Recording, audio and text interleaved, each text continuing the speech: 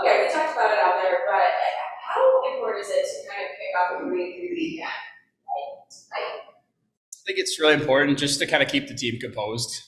Sometimes when you lose that first game, you feel like there's a lot of pressure, coming to that second game, knowing, obviously that you lost that first one. So I think it just kind of lets you relax a little bit and not in a bad way relax, like not get casual, but at the same time kind of lets you, maybe not grip your stick so tight. Like the room's always a little bit happier, everyone's feeling a little bit better about their game when you're winning.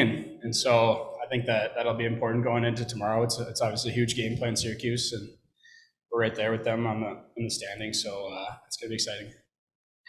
We talked before about your game seeing a little bit of a dry spell, and now all of a sudden you've seen this offensive outburst over the last couple of games.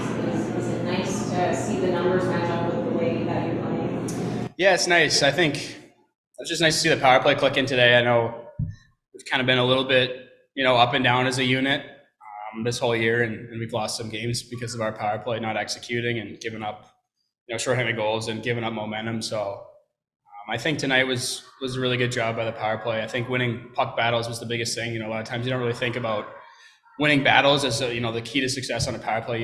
Usually think it's nice plays, but I think almost every power play goal we had tonight was off a puck battle, winning a corner, and then resetting and not forcing anything. So I think that gives our power play a lot of confidence, which is something you're going to need coming down the stretch here.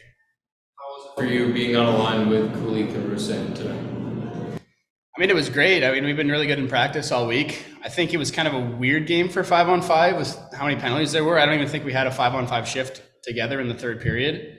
And it felt like they were all really broken up as the first two periods were just penalty. So I thought when we were out there, we created some good plays. I think the first we were a little bit rusty, I would say, as a line. But the second, I thought when we were out there, we were good together. But I've got a lot of opportunity to play with Rosie on the power play today. And, I thought we worked well together. And obviously, Cooley's, he is who he is, and he's going to score goals. He's going to create offense. So, I'm not worried about anything there. We're going to be buzzing tomorrow. Take me through that first period a little bit. Obviously, you guys have the momentum on your side, but they score first, and then you come back and get the three. Just what was going through the minds on the bench as that first goal gets scored, and then how do you bounce back? I think it kind of goes back to what I was saying about just the power play, getting the team momentum. I thought we were maybe fighting the puck just a little bit at the start of that game. There were some turnovers. They were having a lot of speed through the neutral zone, but games like that, you need your power play to win win the hockey game. Sometimes when things aren't maybe going your way right off the hop. So I was happy with how the team played, and we kind of overcame a slow start.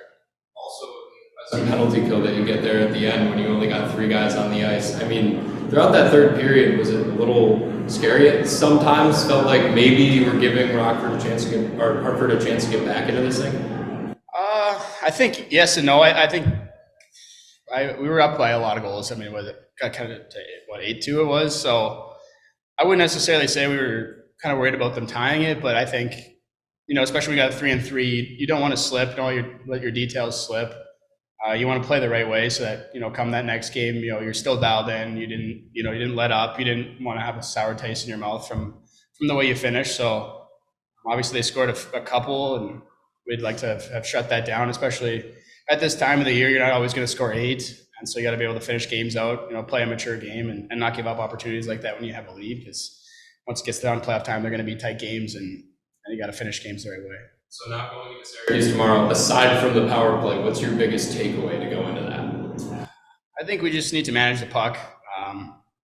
We lost Carson there early in the game, and we were down to 11 forwards and points. We had a couple of defensemen in the box, so some guys played a lot of minutes tonight, and especially in 3-on-3 weekends, if you kind of get tired, extend your shifts, don't play the right way, you get stuck out there for a long time playing defense, and that's when you can start running into trouble, when you start getting fatigued. So I think managing the puck is going to allow everyone to stay fresh, keep everyone involved in the game, and I think that's just going to be the biggest key, managing pucks and trying to stay as fresh as possible.